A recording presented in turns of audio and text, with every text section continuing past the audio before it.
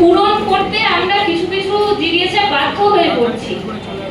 আমাদের সমস্ত সহকর্মীদের কাছে আমার একটা রিকোয়েস্ট যে উপর মহল থেকে যতই টার্গেট দেওয়া হোক আমরা সেদিনই কেন পূরণ করব? আমরা ডিপার্টমেন্টের বিরুদ্ধে নই, আমরা পোস্টাল ডিপার্টমেন্টে ভালো হোক বা হোক না, ভালো না হোক এটা আমরা চাই না, কিন্তু যেদিনই বলা হচ্ছে 100টা অ্যাকাউন্ট খুলতে হবে আমরা সেদিনই কেন 100টা অ্যাকাউন্ট খুলবো?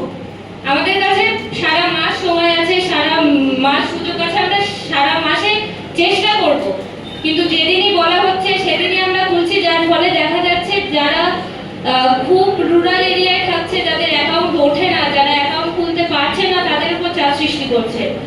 এবং এই চাপটা সবার পক্ষে নেওয়া সম্ভব হচ্ছে না। এর আগে দীপেন্দুদা খুব সুন্দর করে সমস্যাগুলি বলে গেছেন এবং আমাদের গুরুজন যারা নেতৃত্ববৃন্দ রয়েছে সবার কাছে রিকোয়েস্ট করে গেছে যাতে এর সমাধান হয়।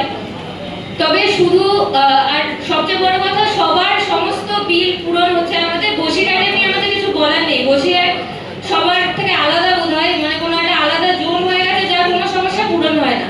2024-এ একটা টিম হলো, একটা একজন সেক্রেটারি হলেন, একজন সভাপতি হলেন একজন, কিন্তু তার ফলস্বরূপ আমরা তাদেরকে শুধু নামেই দেখেছি, শুধু গ্রুপের মেসেজে দেখেছি যে জেনারেল সেক্রেটারি বা জিডিএস সেক্রেটারি অমুক, কিন্তু তার বাইরে ওই ফোনের ওই মেসেজের বাইরে তার কোনো পদক্ষেপ আমরা চোখে দেখিনি।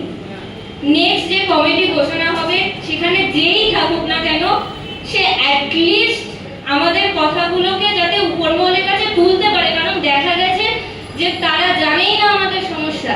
একজনের 3 মাস মাইনে বন্ধ, যেটা অন্তত পক্ষে 4 থেকে 5 বার সেই মেয়েটি কাঁদতে কাঁদতে জানিয়েছে তাকে যে আমার মাইনেটি বন্ধ, দয়া করে একটু বলুন, সেটা তার কান অব্দি পৌঁছায়নি।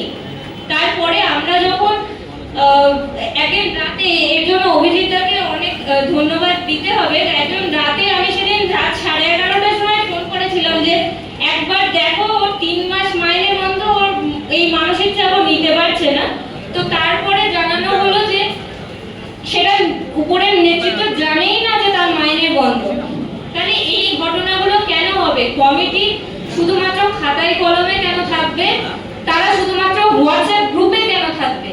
কমিটি নেক্সট যারা তৈরি হবে, আমার সকল নেতৃত্বের কাছে অনুরোধ, তারা যেন সবার কথা ভাবে, পুরো জিডিএস এর কথা শোনে এবং সমস্ত তাদের সমস্ত কাজে আমরা তাদের সাথে আছি, তারাও যেন আমাদের সাথে থাকে। এটুকুই দাবি। আমি আমার বক্তব্য দীর্ঘায়িত করব না। আর সবাইকে আমার প্রণাম, আমাকে এই কথাটা বলতে দেওয়ার জন্য অনেক ধন্যবাদ। নমস্কার।